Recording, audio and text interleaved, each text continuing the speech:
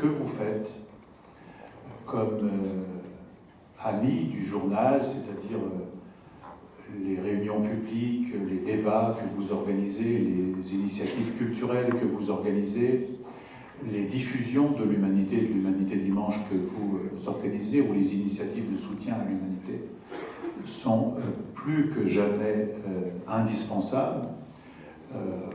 Nous remercions celles et ceux qui sont engagés dans ce travail, mais nous sommes entrés dans un moment où on perçoit bien qu'il est absolument nécessaire qu'un certain nombre de gens se lèvent, parlent, organisent des rencontres, organisent des dialogues, des débats, pour aider un certain nombre de nos concitoyennes et concitoyens à retrouver un certain nombre de repères, à pouvoir se repérer dans une société où qu'on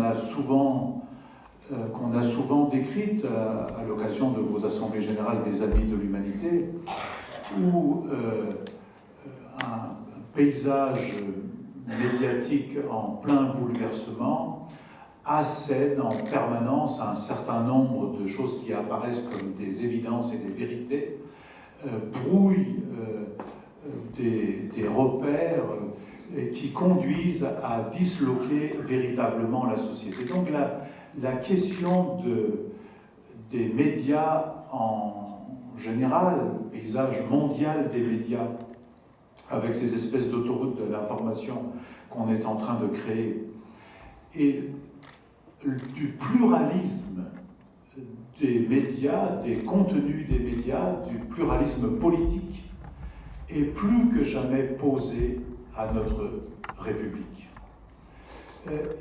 Il y a urgence, je crois, à créer des conditions pour,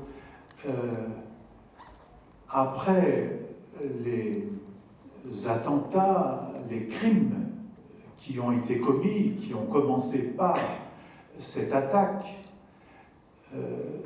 des journalistes, des dessinateurs, de la direction de Charlie Hebdo, qui étaient donc des crimes ciblés, des crimes politiques, qui a eu la réplique que nous connaissons tous le 11 janvier, qui a constitué une sorte de réveil de la République. Il est, je crois, urgent pour chacune et chacun d'entre nous et d'autres, bien au-delà de cette salle et bien au-delà des lectrices et des lecteurs de l'Humanité, bien évidemment, à ne pas laisser cette République retomber dans la somnolence. Car ce qui s'est dessiné depuis, avec ce mouvement profond de solidarité, de défense de la liberté d'expression, de défense des valeurs profondes de cette République, n'a pas d'aboutissement aujourd'hui. Il n'y a aucune parole des autorités politiques élues de ce pays qui vise à changer quelque chose, qui vise à ouvrir une voie où enfin il y aurait la possibilité de faire société commune, de faire Europe commune, et encore de moins de faire monde commun. Car le monde qui est en train de se déchirer, qui est en train de s'emblanter devant nous, est un monde extrêmement inquiétant. Et il est inquiétant parce que ceux qui dominent ce monde-là ont créé les conditions pour aboutir à ce qui a été répété il y a 2 semaines de ça et dont on ne tire aucune conséquence, c'est que 1% de personnes détiennent plus que 50% des autres de la planète. 80 personnes disposent d'un patrimoine équivalent à 3,5 milliards d'autres d'êtres humains. Donc la dislocation, les tensions, les guerres, les coups de couteau, les coups de pistolet et les kalachnikovs, les bruits de kalachnikov qu'on entend de ci, de là, elle a sa source là. Et combinée à la destruction permanente des mouvements progressistes, où ça a commencé particulièrement dans les pays arabes, où on a détruit les forces dominantes, les forces américaines, avec la CIA, avec des gouvernements américains, ont détruit les forces progressistes, socialistes, communistes, les forces de libération nationale, les syndicats, pour inventer ce monstre à qui on accole une définition, un mot qui ressemble à une religion qui existe, mais qui n'a rien à voir avec ces religions, mais plus à voir avec des criminels fascisants,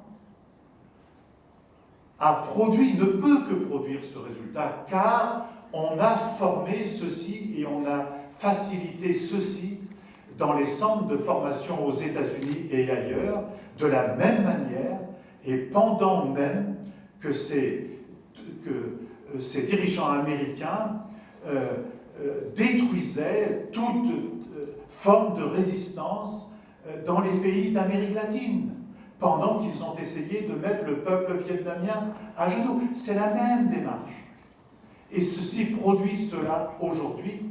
Et donc il n'y a aucune initiative internationale forte, mise à part les bombardements que nous connaissons aujourd'hui. Mais il y a beaucoup à dire là-dessus, mais mis à part cela, il n'y a aucune autorité internationale de saisie, notamment l'Organisation des Nations Unies, pour avoir un débat approfondi sur les moyens de sortir de ce probable cataclysme. Et dans la société française, le président de la République qui vient de s'exprimer n'a strictement rien ouvert comme perspective nouvelle, aucune inflexion nouvelle. Je ne dis pas qu'on n'utilise pas des mots forts à la radio et à la télévision. Je ne dis pas qu'on ne va pas faire le énième rapport sur la situation de tel ou tel quartier populaire ou bien de telle ville populaire. Je ne dis pas ça. Mais ça fait 40 ans que ça dure et ça ne sert que de couvre-chef à une politique qui est dure pour les gens de ces quartiers-là, qui bouge l'avenir des jeunes de ces quartiers-là. Et aujourd'hui, la seule annonce qui a été faite, c'est de mettre beaucoup plus de jeunes dans un service civique ou civil facultatif. Mais la question fondamentale, elle est autre chose. La question fondamentale, c'est est-ce qu'on va enfin mettre des moyens sur une longue période pour aider les enfants, les petits-enfants, depuis le nouveau-né jusqu'à l'adulte, à accéder aux humanités, c'est-à-dire au savoir, à la possibilité de se mouvoir dans la société avec la perspective d'avoir une activité, un travail ou la possibilité de créer. C'est ça la question qui est posée aujourd'hui. Moi, je crois qu'aujourd'hui, si la République ne dit pas qu'elle fait de la petite enfance, de l'enfance et de la jeunesse une priorité nationale, il n'y a aucun discours qui ne marchera. Parce que c'est des actes dont on a besoin. Pas des actes du point de vue d'une posture que nous aurions, mais c'est du point de vue de l'intérêt général, du point de vue de la possibilité de vivre en commun. Et de ce point de vue, d'ailleurs, entre nous soit dit, la vie reprend comme avant. Vous avez aujourd'hui des écoles primaires, des collèges, des lycées qui sont dans l'action, qui sont en train de découvrir que dans certains d'entre eux, on va passer de 24 élèves par classe dans des villes populaires, dans des lycées réputés, où ils ont atteint 95% de taux de réussite au bac, qui sont passés de 65 à 70, il y a une dizaine d'années de ça, aux alentours de 95, voire plus aujourd'hui. il y a ce type de lycée aujourd'hui où on leur dit « Vous allez passer à la rentrée prochaine de 24 à 30 élèves par classe », on dit ça aux enseignants. Autrement dit, on fait une conférence de presse le jeudi pendant 2 heures pour tenir en haleine un certain nombre de journalistes qui attendent quelque chose et que jamais rien ne vient, mais la réalité concrète le lendemain, c'est que vous avez moins de moyens pour l'éducation, pour la formation, aucun moyen supplémentaire pour les collectivités territoriales. On supprime même les départements qui, eux, précisément, notamment les départements progressistes. Ceux de Val-de-Marne, ceux de la Seine-Saint-Denis, sont des départements où il y avait, dans chaque ville, une multitude de crèches et une bataille des maires, des élus, des parlementaires progressistes, essentiellement des parlementaires communistes, pour que le petit enfant il puisse aller à l'école maternelle et qu'on ait des enfants qui puissent accéder à l'école maternelle.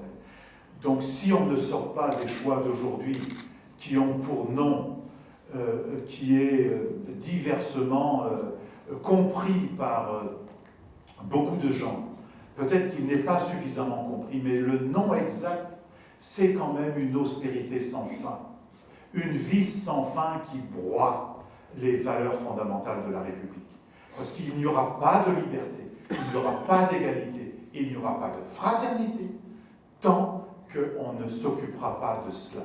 Et il n'y aura pas de liberté, il n'y aura pas d'égalité, il n'y aura pas de fraternité, tant qu'on ne reviendra pas à une question essentielle, celle de pousser bien plus loin la démocratie, la participation des citoyens à la décision des choses qui les concernent. Jaurès a toujours dit que la démocratie, ce n'était rien d'autre que la possibilité pour les individus de vivre à égalité dans tous les moments, tous les compartiments de leur vie. Et il n'y aura pas de démocratie si on ne s'occupe pas, avec bien plus de vigilance qu'on ne le fait aujourd'hui, des enjeux culturels au lieu de réduire les budgets culturels, jusqu'au budget des collectivités locales aujourd'hui qu'on est en train de étouffer.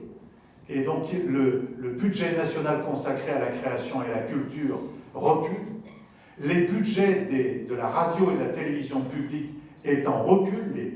Les dirigeants de ces chaînes aujourd'hui, à l'heure que nous sommes, ne savent pas exactement comment ils peuvent boucler leur budget. La seule chose qu'on leur demande, c'est de réduire. Et dans la réduction, c'est la culture qui va être réduite. Par exemple, nous avons une radio publique, Radio France, qui est un fleuron extraordinaire à conserver, mais le débat qui risque de se mener à Radio France aujourd'hui, c'est de savoir si on va conserver 4 orchestres ou 3 orchestres, ou est-ce que c'est exactement la mission de la radio d'avoir un grand orchestre national? Or, nous avons besoin d'orchestre national. Nous avons besoin d'avoir du théâtre sur nos chaînes de télévision, plus que nous en avons. Et donc, ça nécessite, oui, des dépenses. Mais ce sont des dépenses, ce n'est pas pareil qu'un immeuble ou une autoroute. Ce n'est pas des dépenses d'infrastructure, donc ça ne s'appelle pas investissement. Mais nous devrions appeler ça investissement dans le développement humain.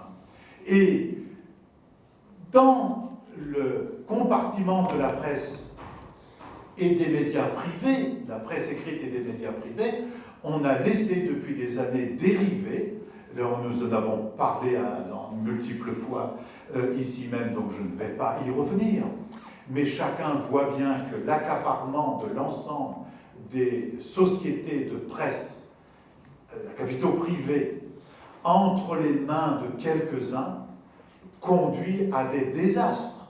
Et ceci continue puisque quelques jours après ce qui s'est passé, il y a aujourd'hui la totalité, à part, comme en presse quotidienne, si on exclut l'humanité aujourd'hui, si on exclut l'humanité, il n'y a plus d'organes de presse tenu par une société privée. Nous sommes une société privée, nous ne sommes pas une entreprise publique, par des capitaux privés, qui ne sont même pas des capitaux familiaux privés, qui sont des capitaux d'oligopoles privés. Et ceci aura encore, évidemment, des conséquences. Or, cette question-là de la liberté d'information, de la liberté d'expression, la liberté d'être informé, la liberté d'accéder à des angles différents de traitement de l'information, a à voir avec la démocratie et la République. Toujours dans l'histoire, depuis la Révolution française, depuis 1789, puis en 1830, puis en 1848, puis au moment du Front populaire, puis les ordonnances du Conseil national de la Résistance, depuis 1789 jusqu'à tous ces moments que je viens d'énumérer, la question de la liberté de la presse et de la possibilité d'avoir une presse indépendante des grands groupes financiers et industriels a toujours été posée, et elle a toujours été posée en même temps que les revendications sociales et de la possibilité de faire droit à des revendications sociales. C'est-à-dire que toujours dans l'histoire de notre République, le progrès de la liberté d'expression, de la possibilité d'être informé de différentes manières, a eu à voir avec la possibilité d'évolution de la société, depuis les grandes conquêtes sociales, jusque la laïcité, depuis les droits sociaux supplémentaires, ou les droits économiques, ou des droits civils supplémentaires qu'ont conquis les citoyennes et les citoyens. La Commune de Paris, par exemple, qui n'a pas duré très longtemps, mais c'est un moment où s'est créé 70 journaux. 70 journaux. Nous sommes aujourd'hui dans un autre siècle, et où nous n'assistons plus à de création de journaux, nous assistons à la destruction de journaux. Et de différentes manières. Il y a eu, à raison, cette solidarité et cette défense au moment des crimes contre nos camarades de Charlie Hebdo. L'Humanité l'a porté avec toutes ses forces, mais d'autres journaux l'ont fait aussi, y compris des médias de télévision et de radio, les chaînes publiques particulièrement, qui ont fait un travail assez important. Mais ceci ne doit pas cacher le reste. Le reste, c'est que 2 jours après les attentats de Charlie Hebdo, des citoyens juifs qui faisaient leur magasin, leurs courses dans un magasin, des policiers. 2 ou 3 jours après, il y avait aussi des crimes contre des journalistes en Tunisie. Avant cela, nous en sommes aujourd'hui à peu près 180 journalistes dans le monde qui ne faisaient qu'une chose, c'est-à-dire donner des informations à d'autres, qui ont été tués et massacrés. Cet été, pendant l'offensive guerrière de l'armée et de l'État israélien à Gaza, ce sont des dizaines de journalistes palestiniens qui ont été tués. Avant, quand a commencé un mouvement intégriste en Algérie, c'est d'abord aux journalistes qu'on s'est pris. Et aujourd'hui, vous vous rendez compte que le débat que nous avions au mois de mai et au mois de juin avec les autorités du pays sur la question des aides publiques à la presse, où on nous a répété, moment après moment, je n'ai pas le temps ici de faire l'historique de cela, mais j'ai fait beaucoup de démarches. Et je l'ai fait souvent au nom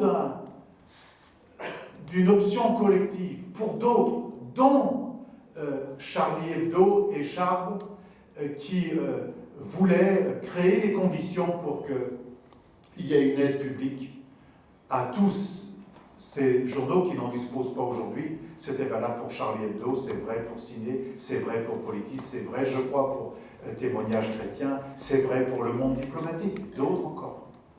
Je ne cite pas là, mais je cite comme ça. Il était impossible d'avoir le moindre euro. On a même dit à l'Humanité et à la Croix pendant tout l'été qu'on allait nous retirer pour l'Humanité 370 000 euros et pour la Croix 250 000 euros.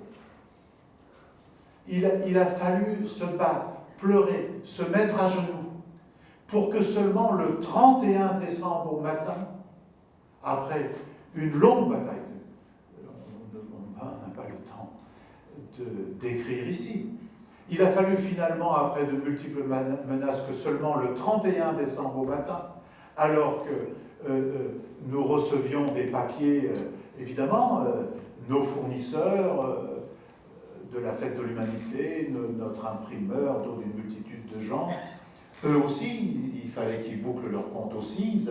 Nous ne pouvions pas les payer puisque nous n'avions pas les recettes. On nous privait de ces recettes-là qui nous étaient dues, qui avaient été votées par le Parlement.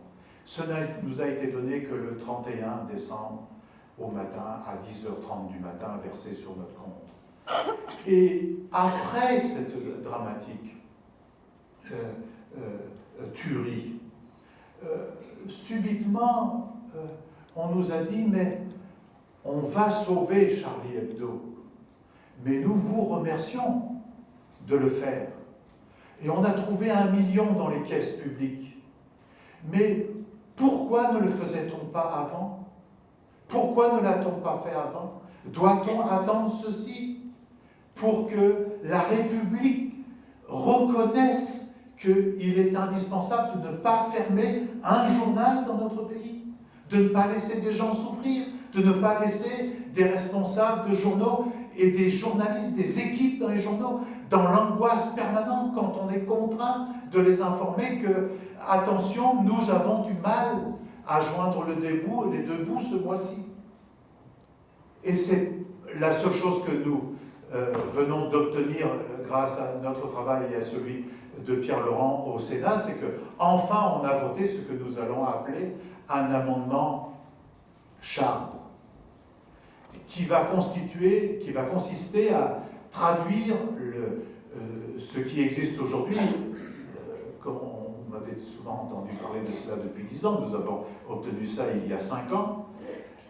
Nous avions obtenu la possibilité de déduire de nos impôts un versement à un journal via une association commune que nous avons créée qui s'appelle Presse et Pluralisme. Mais nous n'avons jamais pu légiférer là-dessus. Jamais. J'ai vu tous les ministres des Finances depuis à peu près 10 ans. Tous ont dit que ce n'était pas possible. Finalement, on a trouvé cette affaire qui s'appelle un rescrit fiscal, qui n'a pas un nom très joli depuis que c'est M. Juncker qui l'utilise au Luxembourg, mais pas pour les lecteurs de journaux, pour les multinationales. Ça s'appelle un rescrit fiscal. Et on disait que c'était impossible. Et aujourd'hui que nous avons un Sénat de droite, le Sénat de droite, à l'unanimité, vote un amendement d'un sénateur communiste qui est de surcroît le secrétaire du Parti communiste, après de tels événements. Pourquoi n'était-il pas possible de le faire avant? Pourquoi nous a-t-on mis dans la loi Macron une option qui consistait à dire on ne peut pas tout dire sur les entreprises, les travailleurs et les consommateurs, les citoyens ne peuvent pas savoir, et on appelle ça le secret des affaires? Pourquoi le Parlement européen et les institutions européennes, le président de la Commission européenne, le président du Conseil européen, le président du Parlement européen viennent défiler le 11 janvier ici, versent une larme de crocodile, des larmes de crocodile, puisque nous avons fait une séance spéciale pour nos camarades de Charlie à ma demande au Parlement européen. Mais quand même, il y a une directive européenne aujourd'hui en préparation qui comporte le même dispositif qu'il y avait dans la loi Macron sur le secret des affaires. Donc ce que je veux dire par là, c'est que, et quand je dis il n'y a pas d'acte, il n'y a ni parole ni acte fort pour tenir compte de la nécessité de créer les conditions de faire société commune par-delà nos opinions, c'est de cela que je parle.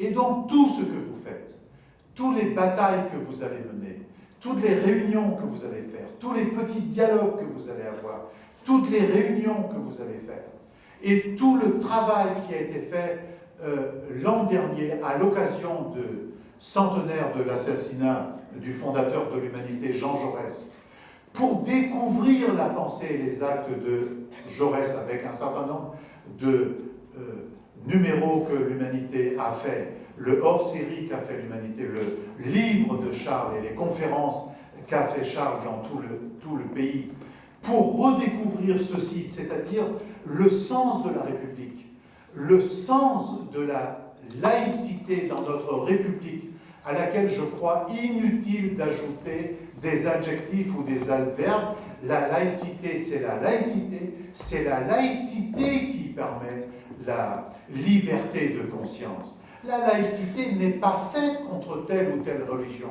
La laïcité, elle est faite précisément pour que chacun puisse croire au Dieu qu'il veut et puisse ne même pas croire du tout.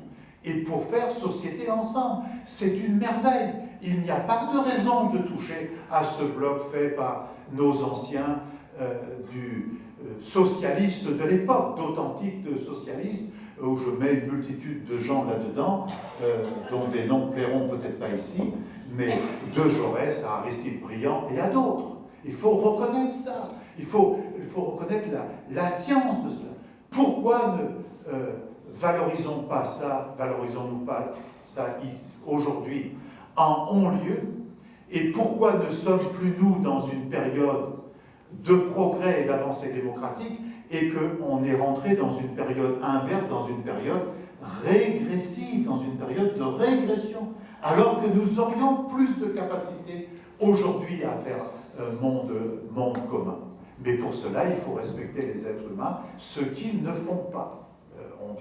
On en a un exemple devant nous depuis maintenant une dizaine de jours, avec le fait qu'un des peuples européens, après ce que nous avons fait nous-mêmes en France et aux Pays-Bas il y a 10 ans, et les Irlandais à 2 reprises, nous avons refusé un traité européen, on nous l'a resservi, et aujourd'hui, c'est au nom de cela que le président de la Commission européenne dit que l'horizon des traités est indépassable du point de vue de la démocratie, et qu'on dit à un de nos peuples qui a connu la dictature des colonels, qui a connu 40 ans d'impéritie politique, de manœuvres diverses, une quasi-dictature d'un organisme non élu, où on a mêlé le Fonds monétaire international,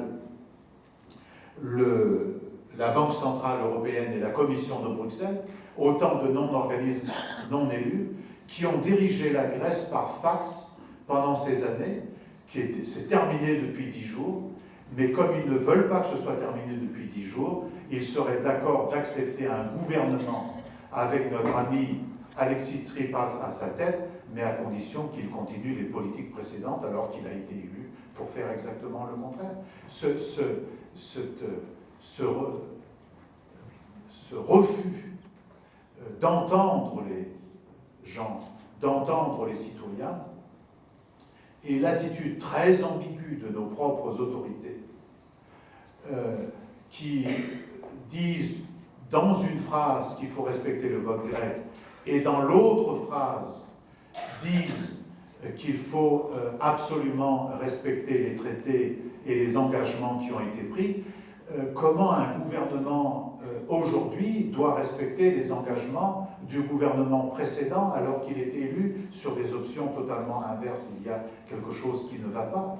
Et donc il y aura besoin, là encore, de nos mobilisations, de nos solidarités, parce qu'il y a un exemple là qui vise en fait à empêcher une possibilité de politique alternative, de choix alternatif.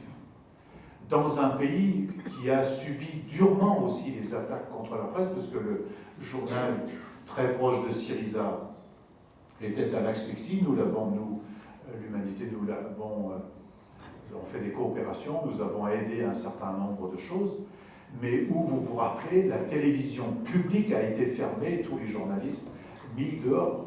Donc il y a toujours un lien. Il y a toujours un lien entre cette possibilité d'une démocratie vivante à partir d'un débat démocratique contradictoire qui n'enferme pas des gens dans une sorte de nihilisme, qui ne les met pas en permanence contre des murs, comme on le fait, qui ne les mettent pas au rebut. D'ailleurs, il y a ce mot-là, bizarre, la banlieue, nous sommes de la banlieue.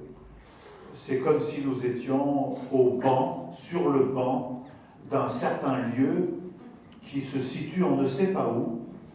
Mais en tout cas, ce qu'on sait, c'est que sur ce banc-là, on veut nous laisser sur ce banc-là. Il y a même des endroits, avant les crimes contre Charlie, il y a même un maire UMP qui avait trouvé le moyen, lui, de grillager les bancs, parce que précisément ces gens qui étaient exclus s'assoyaient sur ces mêmes bancs, c'est-à-dire bientôt nous n'aurons plus de place pour nous, et donc vous voyez qu'on est très loin de faire société commune.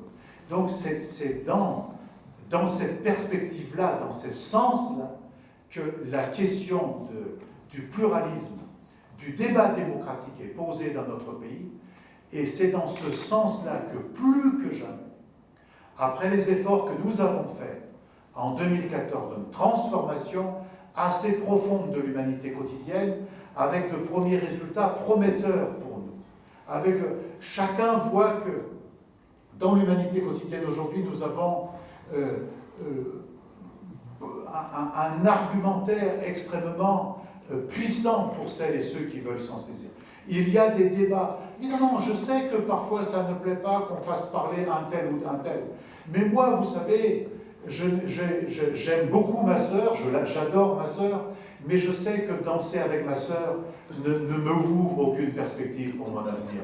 Par contre, ce que je sais, c'est qu'un débat contradictoire dans l'humanité, comme nous l'avons fait entre quand même le représentant le plus important du capital en France, M. Gattaz, et le représentant des ouvriers, de la classe ouvrière, du prolétariat et des idées d'émancipation humaine en France, qui est Pierre Laurent, je pense que c'est d'un apport quand on le lit bien. Je pense que ce qu'il y a dans nos pages, idées, débats, on peut toujours discuter. Même moi, vous savez, on me demanderait, tu ferais parler un tel, on me dit, tu ferais parler un tel. Quelquefois, je dis non, puis après, je regarde ailleurs. Mais quand cette personne est dans l'humanité, je me dis, tu as eu tort de dire non. Parce que la manière dont il part dans l'humanité, ce n'est pas pareil qu'à BFM. Et donc, il y a à apprendre, pas pour adopter ses idées, mais pour voir comment lui, il traite les questions auxquelles il est confronté dans des contradictions terribles, parce que les craquellements sont de leur côté. Et donc, il faut bien qu'ils s'expliquent. Et donc, le fait que nous... Je ne dis pas que tous les jours, on doit faire parler les ennemis de classe du prolétariat international dans l'humanité. Nous ne vendons pas notre âme, mais nous participons à un débat démocratique utile. Ceci est discuté, ceci est pensé. Et donc vous voyez que dans tous les volets, les questions sociales, les grands enjeux politiques, les grands enjeux qui concernent la gauche, les grandes questions culturelles, y compris du défrichage en matière de création culturelle, je ne dis pas non plus que nous sommes parfaits. Vous savez, j'ai déjà dit souvent ici, filmons, on devrait filmer les conférences de rédaction quelquefois et les projeter, là, comme vous avez fait le film, bon, pour ne pas enlever la merveilleuse peinture de Ernest, mais vous seriez surpris que dans une conférence de rédaction, ben, c'est les mêmes questions qu'on se pose, et même chacun de nous, on se pose soi-même. Quelquefois, on a 3 opinions divergentes à la même minute dans notre tête. Donc, c'est ça qui fabrique à nos journaux qui sont des corps vivants. Donc nous avons fait ces efforts, nous avons renforcé l'humanité dimanche, que nous allons encore tenter d'améliorer. Nous avons refait notre plateforme numérique avec une plateforme éditoriale et une plateforme de services et une plateforme autre de commerce qui va se développer. Donc nous avons jeté les bases dans l'année 2014 d'un déploiement, d'un développement nouveau, parce qu'on voit bien que, en quelque sorte, le mot est peut-être un peu exagéré, certains pourraient le prendre mal, donc je mets des guillemets, nous sommes l'étendard du pluralisme de la presse dans cette société. Nous en sommes l'étendard, nous en sommes les porteurs, nous sommes ceux qui aujourd'hui mettent sur la table un certain nombre de débats qui ne sont pas par ailleurs, mais pour aider le mouvement émancipateur. C'est-à-dire que nous sommes dans cette lignée où,